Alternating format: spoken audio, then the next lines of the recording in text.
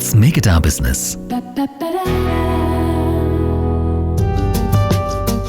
climate podcast that's about innovators, change makers, and entrepreneurs who are taking actions, creating solutions, and inspiring many. This podcast is supported by US Department of State, created by BBC Media Action, India.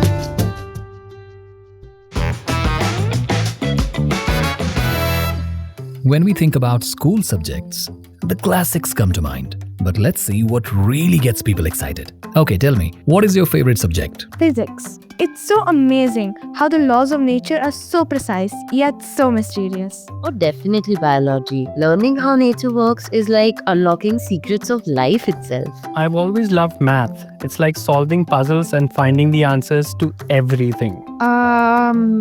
Chemistry? Yeah. Chemistry, hands down. Nothing beats that reaction when you mix the right chemicals together. My favorite subject has always been English literature, and I believe that a good book can really change your outlook to a certain extent and have a huge impact on your life. Well, for me, nothing beats history. It's like diving into the past and learning from it. Interesting picks, right? But what if the subject we all need to be learning more about right now is climate change, the most pressing lesson of our time? When we think of education, climate change isn't always the first subject that comes to mind, but perhaps it should be. Because the most important lesson we can learn right now is how to protect our planet for future generations. Welcome to another episode of Cool It Down. Today we are tackling a topic that's both urgent and inspiring: how climate education can shape the future of our planet. We are joined by two incredible changemakers, Sonali Khan, whose work with Sayema Workshop India has been transforming the way we engage with young minds, fostering creativity and climate awareness. Alongside her, we have Radharani Mitra, a global communications expert known for using storytelling to drive social impact and spark change across multiple media platforms. Today we are going back to where it all starts, in classrooms, playgrounds and homes, because today we're talking about the role of education in tackling climate change. How do we teach our kids to love the planet? And what are the stories that shape them to care about a future that feels uncertain? These are big questions, and the answers often lie in the simplest of moments. Joining me today is someone whose work is right at the heart of these questions. Sonali Khan, the Managing Director of Sayema Workshop India. Sonali has been instrumental in bringing playful, meaningful education to children across India. Welcome to Cool It Down, Sonali. Thank you so much. Pleasure to be on this podcast. Sonali, your work with Sayema Workshop India is all about shaping young minds through stories, imagination and play. But I want you to take a step back to your own childhood. Was there a moment perhaps in nature, a favorite tree you loved to climb, a monsoon memory or a simple walk through a garden that planted the seeds of your awareness about our environment? Thank you so much. This is always a great question and pushes many of us who are sort of forging ahead on this work to take a moment and really reflect back. I think my favorite tree to climb was the guava tree, Amrut ka ped as we call it. And it's an easy tree to climb. There was one in our backyard and number of us used to climb up. And the additional benefit is you get these amazing guavas. And when you're young, it really doesn't matter if the guava is really sweet or it is raw. And we used to look for guavas, and then, we devised this really funny method. We used to not pluck the guava, we used to bite it while it was hanging on the tree. And if it wasn't too edible, we would just leave it hanging. So many a times people would complain, is a squirrel eating our guavas or whatever else. So it was really, really a very fond memory. It is rather, and super fun. And then your mom wouldn't say that, oh, I know who the squirrel is. There were a number of us, so it was hard to blame just me. Right. So how did that moment influence your path to where you are today? You think there is a connection? I actually love nature a lot. I love growing plants and trees. I think this is something I've got from my mom. Even if he had a very small patch, she would grow stuff on it, whether it was edible or just, decorative. So this is something I've actually inherited from her. So if it is even my balcony, I will grow, green on it. So this is something that not just me, but my siblings as well do. So we are very, very fond of not just appreciating green, but growing green. Sonali, in India, we often think of education in terms of schools, textbooks, exams, mostly exams. But climate education feels different. It needs a more holistic, everyday approach. What role do informal spaces like homes, playgrounds, and community centers play in building climate consciousness? I think this is one topic that definitely doesn't need an examination system, but it still needs the life's exam. Because at the end of the day, I think all of us are responsible for the planet we live in and even leaving it behind for the next generation. So you're very, very right that this is out of the textbook and we have to live this on a daily basis. So even when we sort of work with children, and that's what Sesame does, our main, I can say, strategy is to make this learning experiential. And we focus on ways in which it's a lived experience for children. So we connect it with STEM, but again, the STEM experience is through experimentation. Like if you're talking about the elements like air, water, and you're talking about energy, how that can be displayed through experiment. If you are talking about conservation, how can we gamify it? How can children actually learn through a fun-based, play-based mechanism? So we are always trying to sort of bring in children into this conversation in a much more experiential, playful manner so that it also engages them. It takes it away from how they learn maybe other subjects and also makes it real. So then we take it to what I was saying, lived experience at home. Because if at home, how you are sort of using plastic, or are you recycling, or what are you doing with your garbage? So all that then becomes things that they can act on, because children should not feel helpless or not feel that they can't do something about this. So that is very critical to how we create education for children around climate.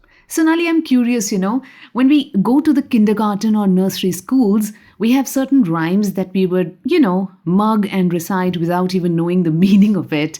Just because the sound of the rhyme, sounds interesting. We start humming along.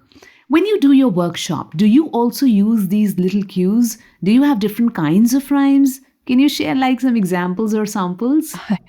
Not really around environment, but we have really fun-based material. In fact, I just kept this for all of you if it's visible.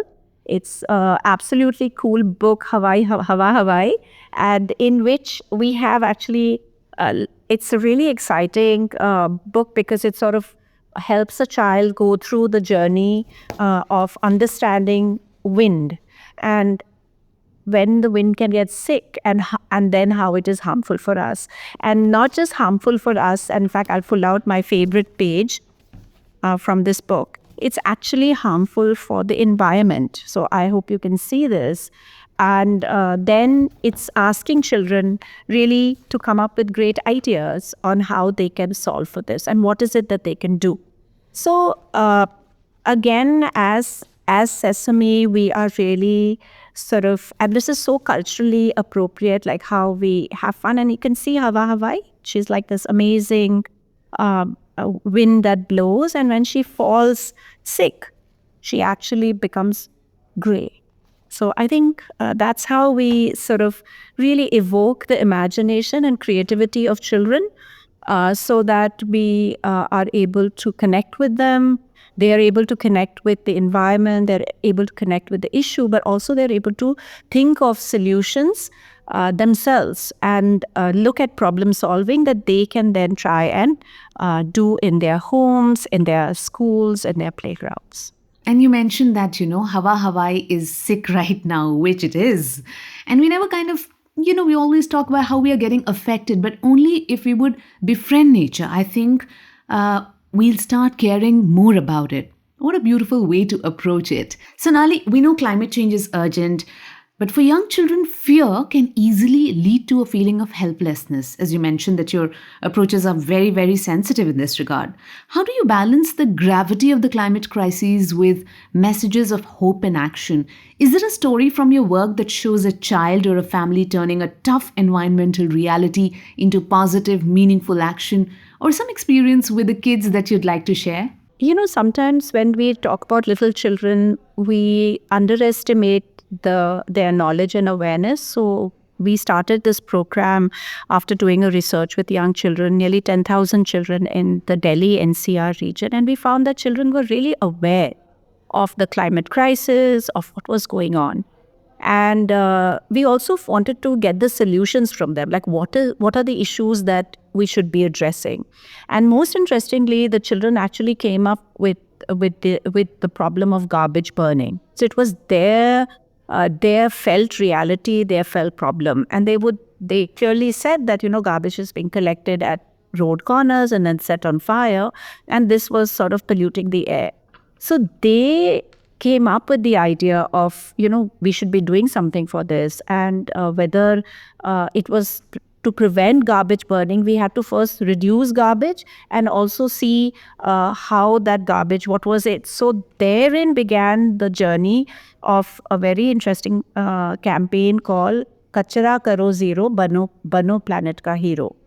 So it was something that children came up with. And, sometimes we think, okay, this may be what Delhi Pollution Control Board is talking about or policymakers are talking about. But actually, children are so aware.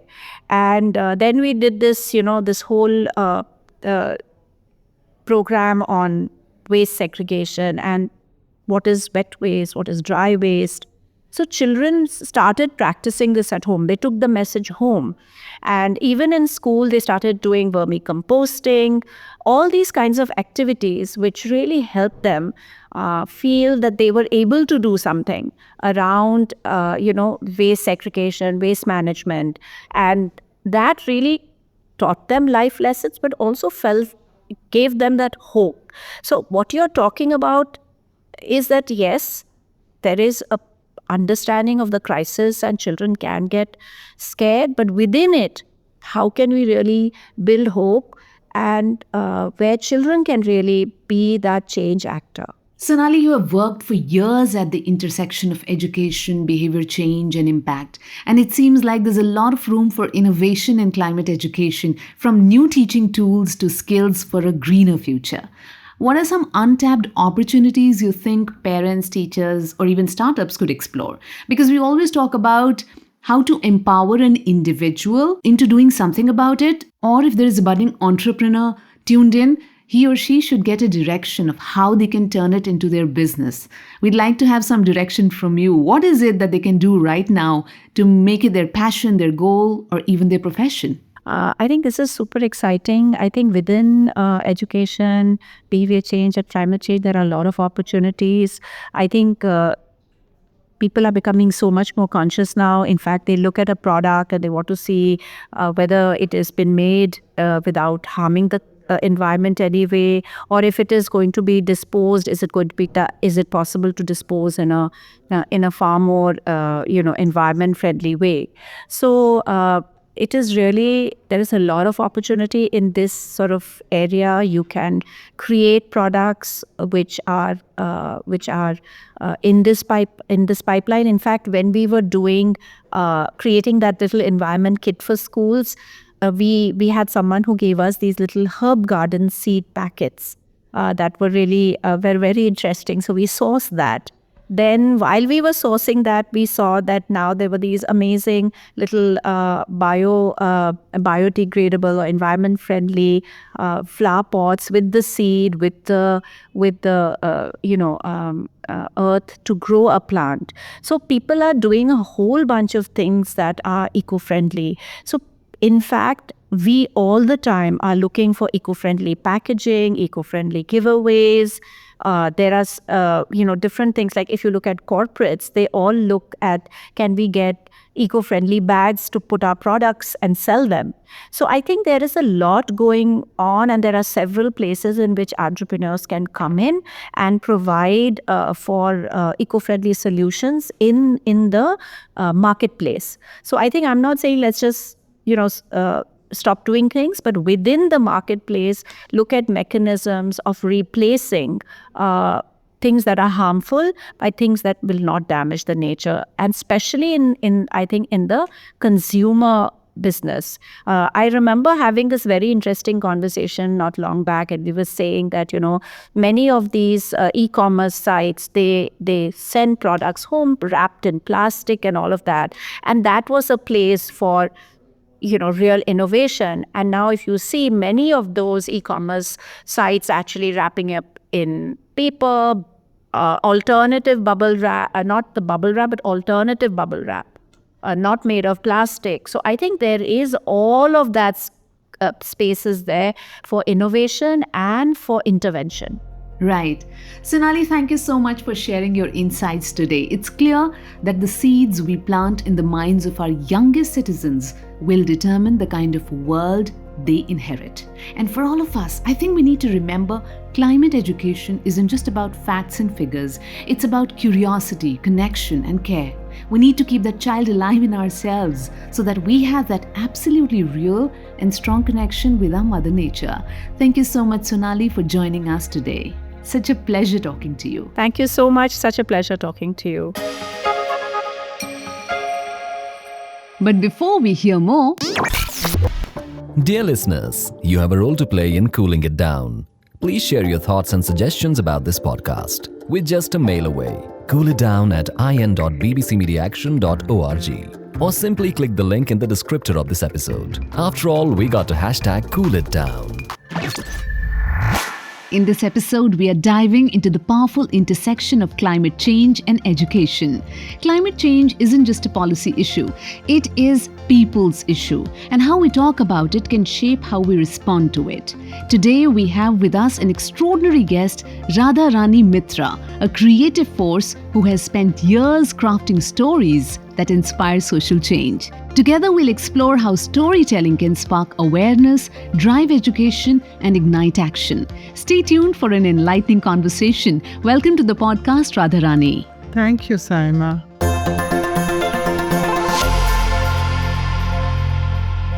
Radharani, you've spent years weaving stories that inspire social change.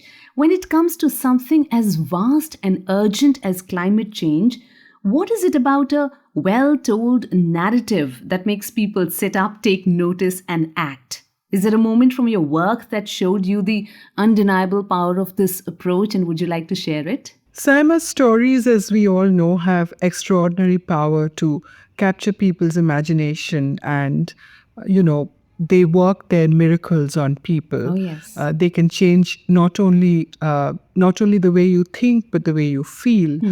So yes, in my work, I've seen the extraordinary power of storytelling. And I'll give you an example from something very unusual that we had to do when I was at Media Action, when we had to do a drama on what happens after you flush, fecal sludge management, a term that I didn't even know existed before I started working on urban sanitation. When we created our drama, the Navrangi series, we let people into a very familiar world. We were not talking down to them. We were creating entertainment. But through the characters, through the story, through the, cast of characters that constituted the Navrangi Mohalla, we managed to educate people. Wow. And I hesitate a little bit about using the word education, but because we entertained them, because we made them identify with the characters, because the story resonated with them, they actually learned about fecal sludge and its dangers and how to manage it. And it's been proven because we've had actually, results from research, both for the television drama and the web drama we did subsequently. For something as vast as climate change, I think I'd like to quote something from Hans Rosling when he spoke about data. And we know that climate change is a science, and it's basically been a world peopled by technocrats and scientists and experts, and stories haven't really had a place. But Hans Rosling said that we have to look beyond data at the lives that data represents. And I think, therefore, storytelling has a very critical part to play in representing what is happening in this world because of climate change and the kind of climate action that people can take. Wow, that's so apt, and you can just totally get inspired and design your entire strategy around, I would say, empowering, people this way. Radharani, the example that you gave, I think it is one of the toughest things to talk about, to understand, and I think the toughest to plan our action around, but you did it by storytelling, and that is almost overwhelming for me. Radharani, climate change is a global problem, and it's not fair to put all the pressure on young people, but they do want to make a difference. I mean, there are questions arising in our head saying, what can I do? Can creative communication help them feel empowered and take action? Yes, of course. See, Sayema, in the world of climate action, and when that intersects with social change or change in practice, young people have a very, very critical role to play. But I also have a personal point of view over here, if I may share that with you. Please. I think, the problem has been created by us, and therefore, the responsibility and the burden of solving that problem can't entirely be on young people. Wow. I'm saying this as a parent of a 21-year-old, my niece, and I see their generation who are far more conscious of what's happening to this planet of ours, and therefore they all feel very responsible. And I'd like to take a couple of very homegrown examples of how communication can play a critical part in the areas of organic color being used during Holi, and in the case of firecrackers that are being burst around Diwali. We have all seen how communication in schools have really helped children, really take a stand against this. And therefore, it can be done. At Media Action, there's a fantastic example from Indonesia where we used a transmedia strategy, which means using media across all kinds of platforms, television drama, factual program on television, and extensively using social media, where we have actually been able to create impact around and on climate action. And the whole program was focused on young people. And, to get them to do simple things that would then create conversation, that would then create networks, that would then create some, positive peer pressure, and that would then take the conversation up to levels where policy can be influenced and affected. So in climate action, actually, your communication strategy is quite different from what you do, say, on other themes such as gender, where you begin with simple, doable actions and actually ladder that up to the highest levels where policy can be changed. So yes, young people can play a very, very critical part. And I think, already everywhere I go in the world, I do see young people doing things like thrift shopping, doing things like eating properly, being conscious of what they eat, being conscious of how much energy they're using. So we need to create much more of a conversation around this, and therefore, all of us stakeholders who believe in communication should really, champion the need for communication in the arena of climate action. Right. I want to come in here and I want to understand how you, strategize when you are thinking of creative ways of addressing a serious issue like climate action. You are a storyteller, but when you sit down to discuss a cause in your mind and make modules or exercises or workshops or storytelling strategies around it, what is that one single thought that's going on in your mind? How do you untangle your strategic points to the point where you feel, oh, this is going to touch the individual or the community I'm going to be talking about, and they will get involved in the entire exercise? What's that central thought that really acts as a strategy for you? I think the strategic framework for any story or any piece of communication is the end point. What is it that you're trying to achieve? Right. So if you have a very clear goal in mind, and for all of us who have worked on social impact, we know that finally that impact is going to be measured. So, we are accountable for creating that impact. You start with what is it that we want to achieve, and then you basically formulate a pathway of change. So as I said, we'll change the beginning point, the starting point of that change. Would it start with conversations, or would it start with simple actions? Right. That those simple actions, can they lead to conversations? Can they lead to debate? Can they lead to basically creating, decibel levels around the issue?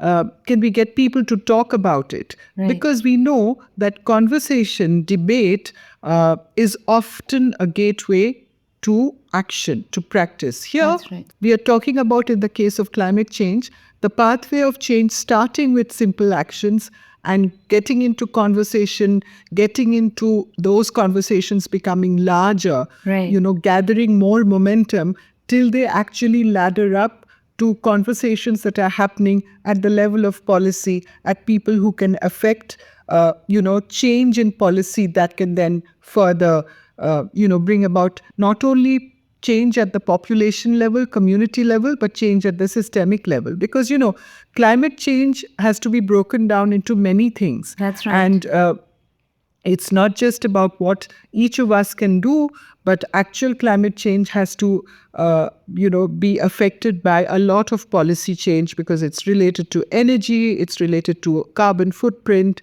and all of that. I just Yes. wanted to say one thing over here, Sayema, Yeah. which is that, there may be a divided house as to whether COP29 was successful or not, but there is actually complete unanimity in the world that we are just years away, single digit, when I say years, away from temperatures rising by about 1.5 degrees centigrade, and which could cause irreversible changes. That's right. 4 or 5 irreversible changes. Yeah. So it is a very scary, frightening scenario. But you cannot get people to participate and to do things by fear mongering. That's right. Therefore, Yeah. it's very difficult to formulate, and it's tricky. It's a creative challenge to formulate a story, a narrative, not just a story as in a drama or just a tale, course, yeah. but the narrative around climate action, where you have to have optimism rather than fear. Yeah. That will get people to do what you want them to do, what they should be doing, not what you want them to do, right? Exactly. So And- it's a very tricky challenge. It's both strategic and creative. And it is definitely a tricky challenge, and that's why I'm trying to understand how do you devise your strategy or storytelling around it, because we know what we have to achieve, but how should we go about it is the trickiest part, because climate change often feels like facts and numbers and policies, but real stories and emotions make it relatable. And you have such fantastic and fascinating examples to give that you have implemented. Can you also give us some other example of a project that you undertook? It was just based on storytelling and the kind of impact that it had, because this is a very different way of looking at such a big problem, and it almost feels very personal. The person who actually gets involved in that entire narrative feels like it's coming to me. I have to do something about it. So that entry point, the way you devise it, is very important. So can you take us through one of your interesting storytelling projects on how you achieved what you did? Well, as I said, storytelling or narratives are not just stories, as but it can be anything, right? It can be any creative stimulus. And I can think of actually a perfect example. We've been at Media Action, the team has been working on the Invaluables project, which is improving the lives of the informal waste pickers in the city of Bengaluru. Right. It's part of Samuhika Shakti, which is a collective impact initiative. And we basically wanted to talk about landfills and the harm they do to the water, to the air, to everything in urban life. And we looked at the critical work that an informal waste picker does by collecting, picking, sorting, and sifting, right? And we found out that they actually prevent an enormous volume of waste from reaching the landfills because they're constantly recycling waste, right? Right. And I'll tell you how the strategic framework works. This was in 2022-23, post-COVID, post-pandemic, when numbers had become very terrifying. Yeah. But we found a really good number, the number of kilograms that are kept away by the informal waste pickers from reaching landfills. Yes. And we turned that number into a song. So this is exactly, you see what Hans Rosling says, right? Wow, How do you yes. turn a data point into something that will capture people's imagination? And therefore, the team created the Happy Number song, working with co-creators like Vasu Dikshit and, Ayo Shraddha and Gubi, the rapper. And we had the Happy Number song, and we've got proven impact once again that it has actually changed people's attitude towards the waste pickers, people's knowledge about what waste pickers do for creating a circular economy. And although this project is not really about climate action, but you can see clearly how the pathway of change can be delineated, using a combination of real powerful strategic thinking. That's right. And really, really persuasive, powerful, out-of-the-box creative ideas. Oh, yes, I can personally vouch for, one of those videos that I saw on Media Action where, there were a couple of volunteers who went around the city with our waste workers. Yes. And, they made people smell the bags that they carry the waste in. And they said, okay, tell us, what is the smell? What is the smell of? And somebody was guessing something obnoxious. And then they said, this is the waste that you guys have been discarding. Yeah. And why don't you do one thing? Why don't you just clean the box before you dispose it off, so that our waste workers' health does not get, impacted?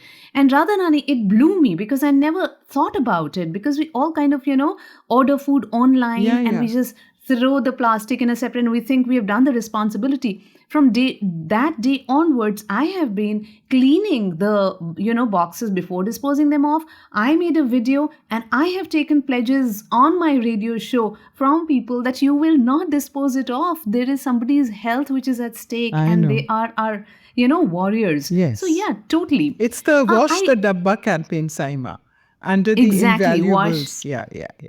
Yes.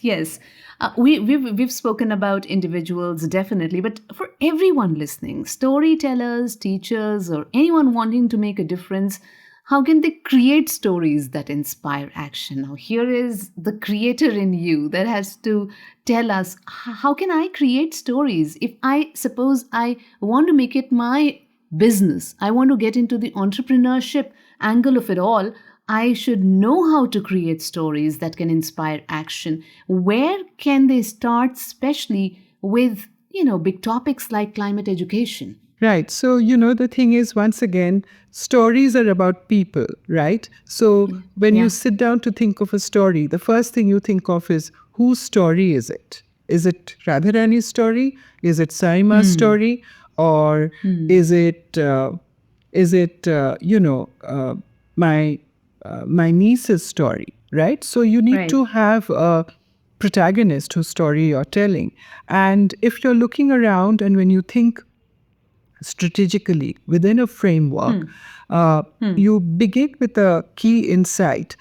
For example, when BBC Media Action was going to participate in COP26, and BBC Media Action was very keen to actually shine the light on the need for communication, at a forum which is actually full of technocrats, scientists, engineers.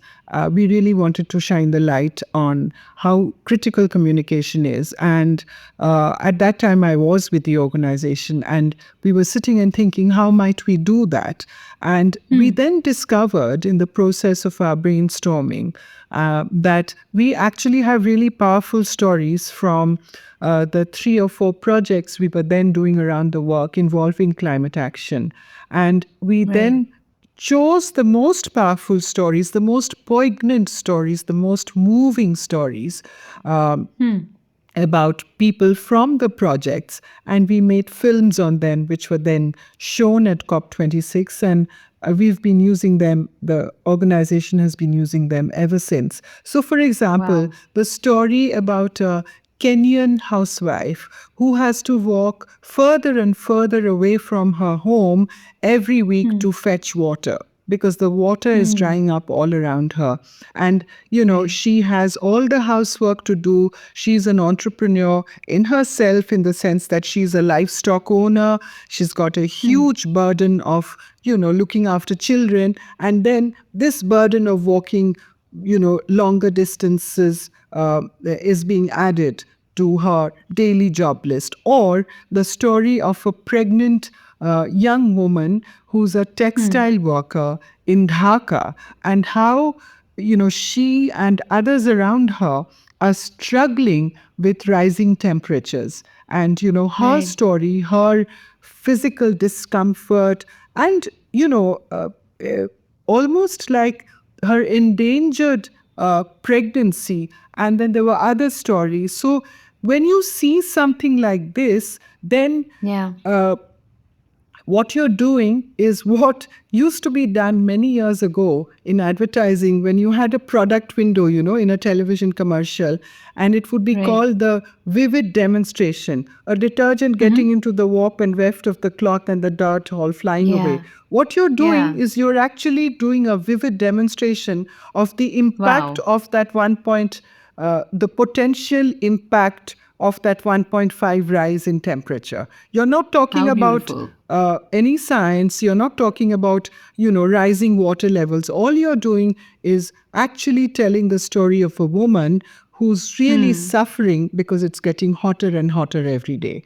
Or of a woman who has to work much harder and faces fatigue and exhaustion because she has to walk further and further away from her home in search of water, right? So that is far more powerful and persuasive to people who are not scientists, people who are not, this is the human story behind the science, and that is what needs to be highlighted time and again. But that, as I said, is are the negative sort of aspects of climate action. The challenge is how do we positivize it. So, for example, in the work that has been done in Indonesia, young people are getting together and saying, okay, fine, if our forests are disappearing and we don't want our lungs of this country to disappear, then is there something I can do, in terms of how I buy things, how I use energy, how I, refashion my diet. So there is actually the LIFE program in India, which has all these points. And, from eating millet to, using bus number 11, which is walking and not taking transport when you can walk or cycle. There are so many things. There's a huge laundry list of things that people can do if they want to contribute their bits to, add every drop maketh an ocean, as they say. But that doesn't Absolutely. absolve industry and government of what they have Of to do. course. But I'm just saying Yeah. that at the population level, what can an individual or a group of individuals do? Yes. That's right. And that's the thing with a storyteller. The conversation is almost unending, and we want to just keep listening to them, as is happening with Radharani. But that's the time that we have for today. Thank you so much, Radharani, for such an inspiring and Thank thoughtful you, Saima. conversation. There's one point that I wanted to make. Yeah, sure. Go ahead. Go Okay. ahead. Yeah. I think that popular culture and entertainment also have a huge role to play in this narrative around climate action. And I'll give you a couple of examples. What comes to mind are films like, say, Chak De or Dangal, and what they Right. did for women in sport. You know, how the needle Exactly. moved to Yeah. actually, creating stories out of women in sport. And we've seen the results. I'm not saying that those films single-handedly upped the ante on women Yeah, in but they sport. make a huge Yes, difference. yes. Yeah, they make you think. Yes. Or, in India, people were not really talking about consent till, albeit people in cities and more sort of, metro and mini metro audiences watched Pink, Shujit Sarkar's That's film, right. where they were Yeah. beginning to understand the concept of consent. So I think Yeah. that popular culture and the entertainment industry, and there's so much good material being made, on OTT platforms, social media, web dramas, etc., that they have a responsibility to create powerful narratives around climate change. But as I said, it's very easy to make something dystopic, something fearsome, a disaster movie of a city being engulfed by the rising oceans. Films have been made like that. So the Right. creative challenge for people like us who create content and fashion stories is to say how a very powerful, memorable story can be told around climate action that is not making people afraid, but that is making people sit up and say, what is it that I can do? Climate change can feel overwhelming, but as we've learned today, the right story can turn understanding into action and challenge into an opportunity.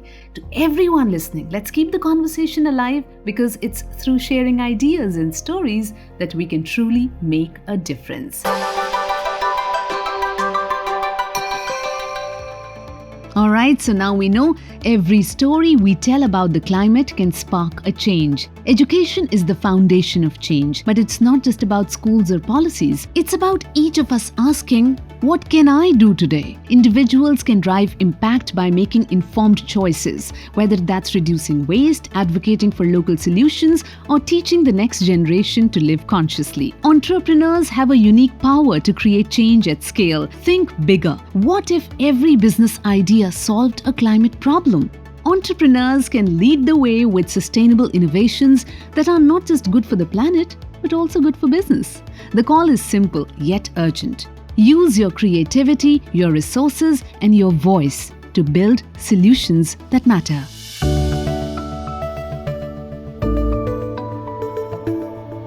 Signing off from another episode, this is your friend Sayema, leaving you with loads of ideas and things to do today. I promise I'm going to be back with many more climate connections, business ideas, and takeaways to cool it down. Make sure you check back soon. Cool it down. Let's make it our business.